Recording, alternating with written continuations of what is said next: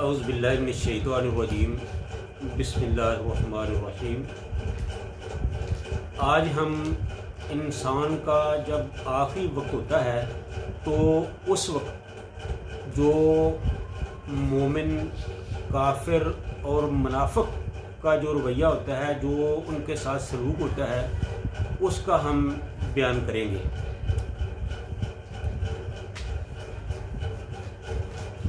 तो मौलाना फरमाते हैं कि एक मोमन एक काफर बंदे ते एक मुनाफिक आए।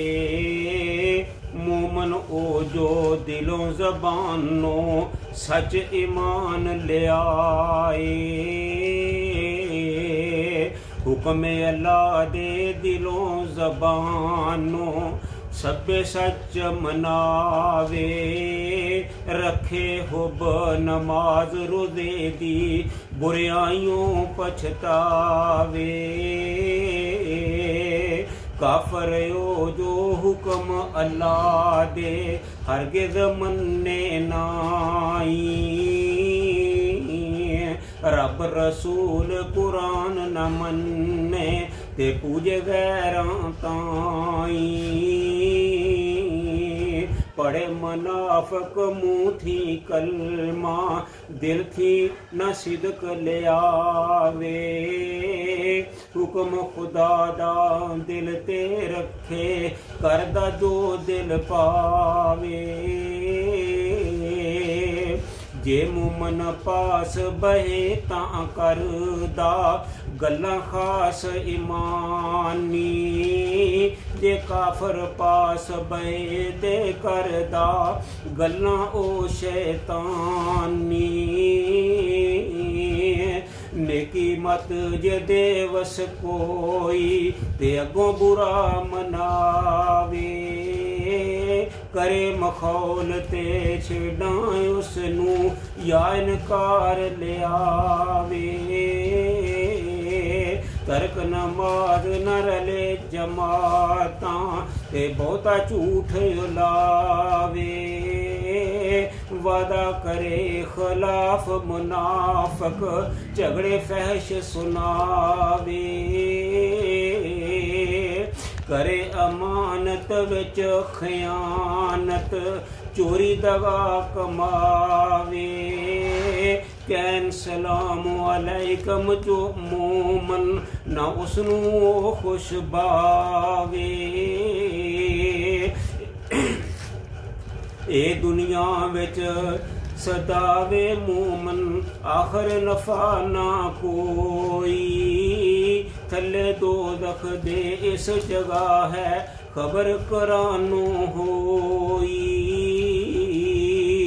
सख्ती जान कदन दी हर नू अमल मुवाफक होवे। इज़राइल मलाइक लैके हाज़र आन खलोवे। मलक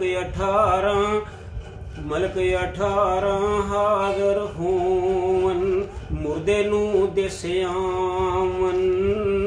9 रहमत दे मलक बहिशती खुशबू कफन ले आवन। सूरत शक्ल अजायब सोनी मुँह ते नूर चमके। ते 9 दोज़ख दे मलक तिना हथ गंदे कुफन तरके। सूरत बड़ी डरावन वाली रंग स्या मुँह काले। दुनिया अंदर जे दिस्यावन मरण जो वेखन वाले। इज़राइल सलाम अलैकुम आखे मोमन ताई। तुद तेरा दी रब तेरा चल वेख बहिश्ती जाई। ए दुनिया जगा खलल फसादां ते तुंदा कार अनेरा। नबी वली तेरे न कोई पूछ की तो ने डेरा। जिवें बेटे नूं चीरा देवे, जिवें बेटे नू चीरा देवे बाप शफीक प्यारा। चीरे शफकत करने तला दिले दे, जा जा चल से चारा। जा सख्ती जान कंदन दी होवे, जे जो कर 360 तलवारां। वजन जख्म किसे दे तन ते, विच हदीस शमारां। जिस दो वक्त जबान चले ते, ओ यारा खबर सुनावे। गोश्त पोस्त हड्डियां उस थी, सुन खबर दूर हो जावे। ते हैबत।